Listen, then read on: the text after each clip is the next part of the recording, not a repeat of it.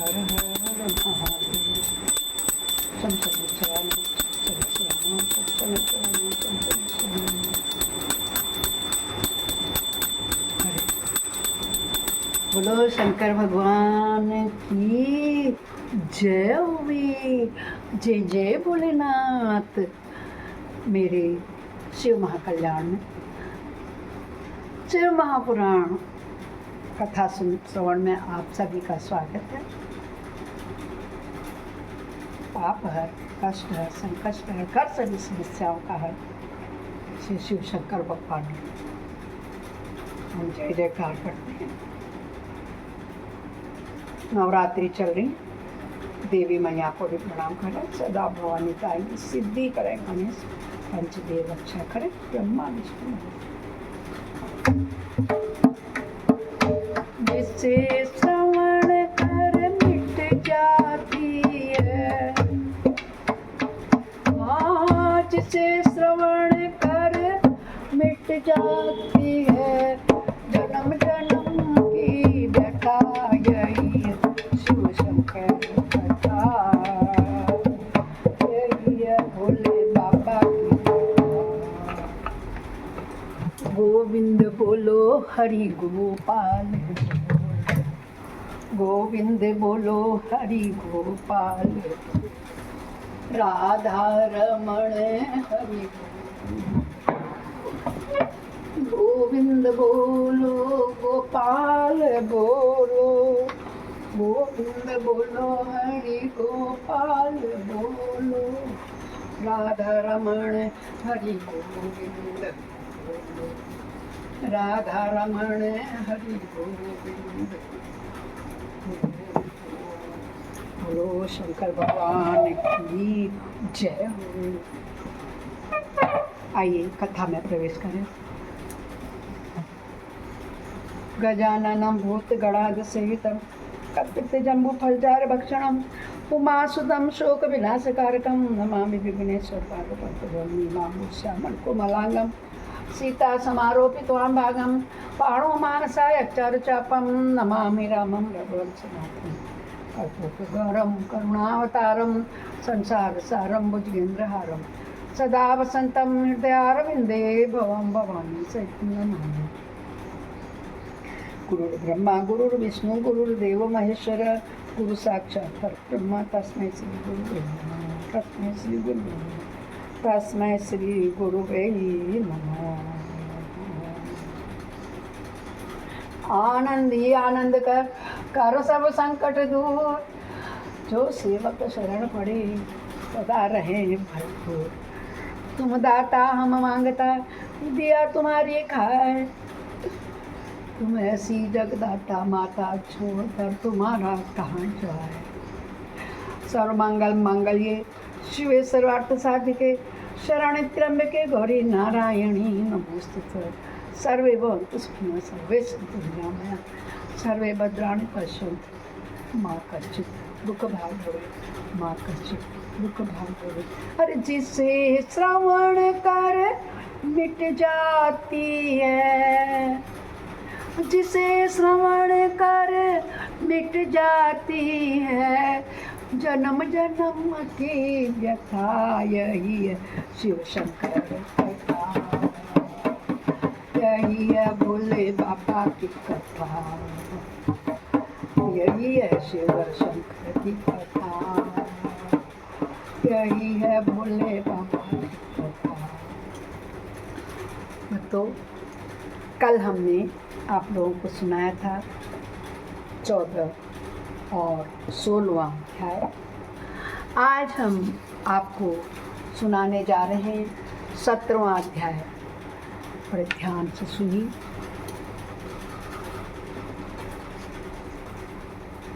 इंद्र द्वारा काम का स्मरण था, उसके साथ उनकी बातचीत तथा उनके कहने से काम का शिव को मोहने के लिए प्रस्थान करना होगा। काम यानी कामदेव, समझ रहे ना आप लोग, कामदेव के लिए यहाँ पर बात हो रही है। जब कामदेव जाएंगे तो शिव को मोहने का प्रयास करेंगे। जब वो शिव शंकर को मोह लेंगे तो क्या आप लोग समझते हैं क्या शंकर भगवान उनके मोहने में आ जाएंगे? नहीं। बताया था मैंने आपको कि शिव शंकर उनको भस्म करते हैं। उनकी पत्नी जब बहुत विलाप करती है तब उनके कहने पर का नाम रखते थे, जो हम आंखें निमिष निमिष करुणा निधि, तो जो हम आंखें झपकते हैं बार बार, उनमें निवास करना शुरू कर देता। अब यहाँ पर शिव जी को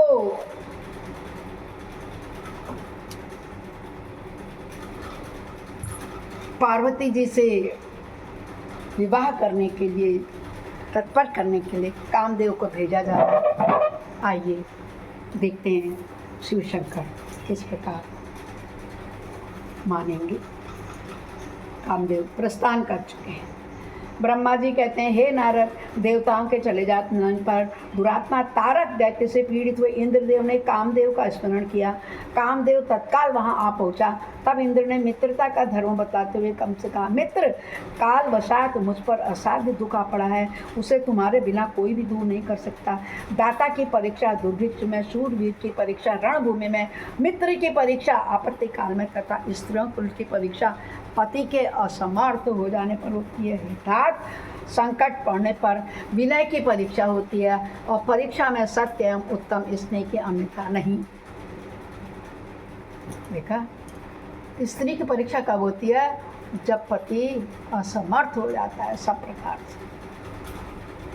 लव मैरिज करते हैं, रोकता करते हैं, और जब पति पर संकट आता है, एक्सीडेंट होता है, तो उसकी सेवा सब करने से पहले पत्नी तलाक ले लेती है या दूसरे इंसान के पास चले जाती है, अपने बच्चों को लेकर मायके चले जाती है। मित्र की परीक्षा तब होती है जब आपत्ति दुख पड़ता है।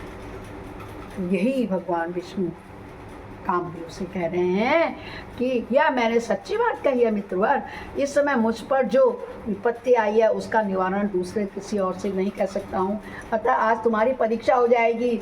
यह कार्य केवल मेरा ही है और मुझे सुख देने वाला है, ऐसी बात नहीं है, अपितु यह समस्त देवता आदि का कार्य है, इसमें संशय नहीं है।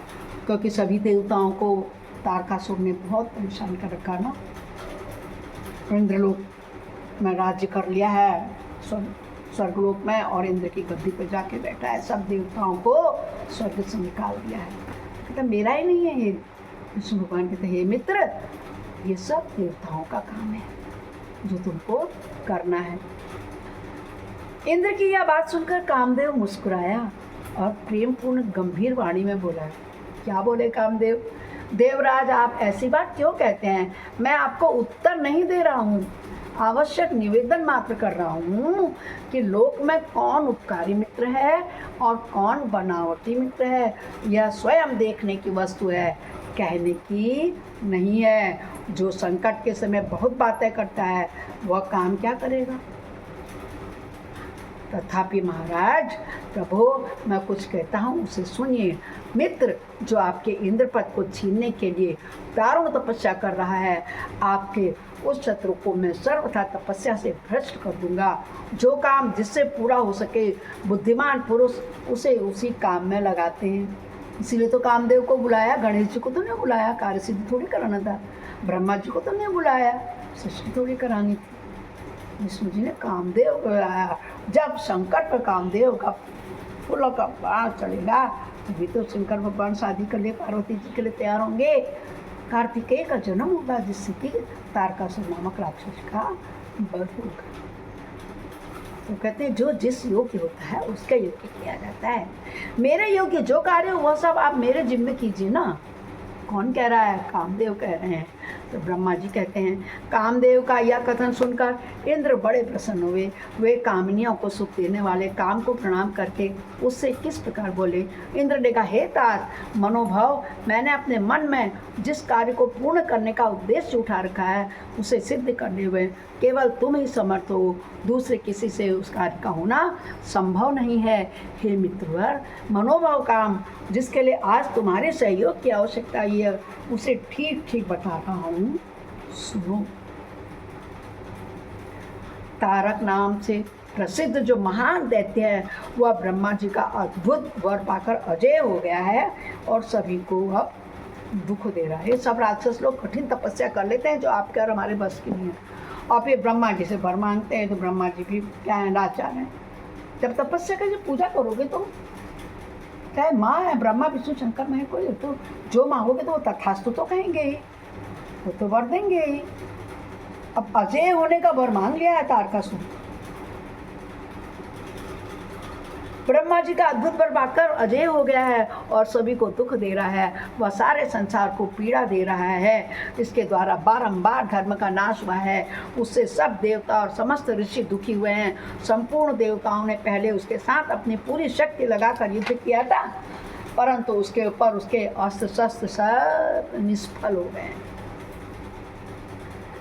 ब्रह्मा जी कह रहे हैं, जल के स्वामी वरुण का पाश टूट गया, श्री हरि का सुदर्शन चक्र वहां विफल हो गया। विष्णु ने उसके कंठ पर चक्र चलाया किंतु वह वहां कुंठित हो गया। क्या चक्र?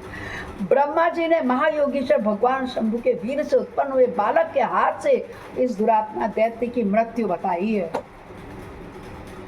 महामृत्युंजय हैं, महाकाल शंकर भगवान है, उनके वीर से जो पुत्र पैदा होगा वही उसका वध कर सकता है। ये ब्रह्मा जी ने उपाय बताया। यह कार्य तुम्हें अच्छी तरह और प्रयत्न पूर्वक करना है मित्र, उसके हो जाने से हम देवताओं को बड़ा सुख मिलेगा। भगवान शंभु गिरिराज हमारे हिमालय पर उत्तम तपस्या में लगे हुए हैं, वे हमारे भी प्रभु हैं, कामना के वश में नहीं हैं, स्वतंत्र परमेश्वर हैं। मैंने सुना है कि गिरिराज नंदनी पार्वती पिता की आज्ञा पाकर अपनी 2 सखियों के साथ उनके समीप रहकर उनकी सेवा में रहती हैं। उनका यह प्रयत्न महादेव जी को पति रूप में प्राप्त करने के लिए ही है, परंतु भगवान शिव अपने मन को संयम नियम से वश में रखे हुए अपनी तपस्या में लीन हैं। जिस तरह भी उनकी पार्वती में अत्यंत रुचि हो जाए तुम्हें वही काम करना है। तुम्हें वैसा ही प्रयत्न करना चाहिए, यही कार्य करके तुम कृतार्थ हो जाओगे और हमारा सारा कष्ट दुख दूर हो जाएगा। इतना ही नहीं, लोक में तुम्हारा स्थायी प्रताप ही फैल जाएगा। तारकासुर नामक राक्षस का वध किया। ब्रह्मा जी कहते हैं, हे नारद, इंद्र के ऐसा कहने पर कामदेव का मुखारविंद प्रसन्नता से खिल उठा। उसने देवराज से प्रेम पूर्वक कहा, मैं इस कार्य को करूँगा।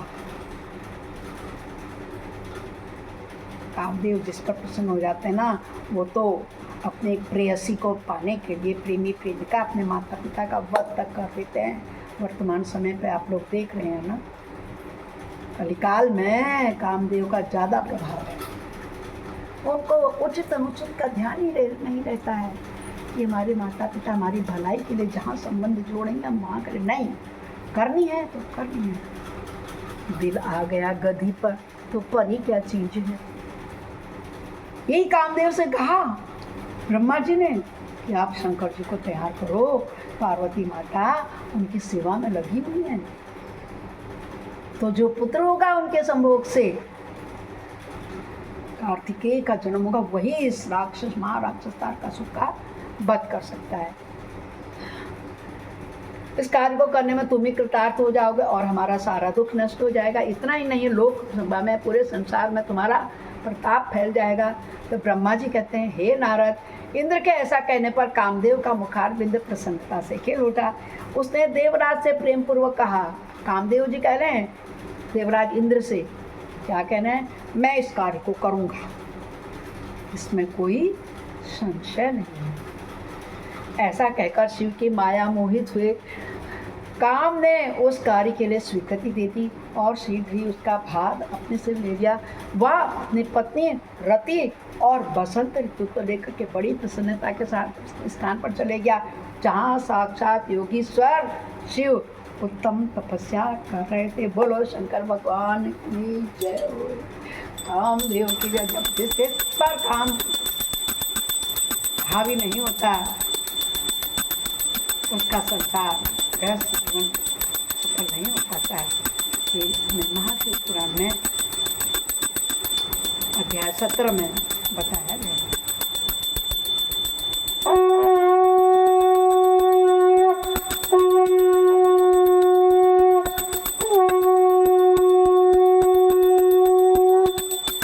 बोलो शंकर भगवान की जय। अपराध सहस्राणि यत्यानि समय दास्वयमिति मामत्वं क्षम्य स परमेश्वरी। आवाहनं न जानामि विसर्जनं पूजां च न जानामि क्षम्यतां परमेश्वरी। मंत्रहीनं क्रियाहीनं भक्तिहीनं शिवसरे यत् पूजितं मया देवी परिपूर्णं तदस्मि। हे शंकर भगवान आपकी जय हुए, इसलिए आपकी जय हुए, कुलदेव आपकी जय हुए, इस प्रकार शंकर भगवान की जय हुए। इसे श्रवण कर मिट जाती है जन्म जन्म की व्यथा, यही है शिव शंकर कथा, यही है भोले बाबा की। हर हर हर महादेव। तो कल फिर मिलते हैं इसी टाइम अध्याय 18 में। कामदेव ने कैसे शिव जी को प्रभावित किया, बहुत अच्छा सुंदर वर्णन है। आप सभी लोगों की उपस्थिति अनिवार्य है। हर हर शंभू।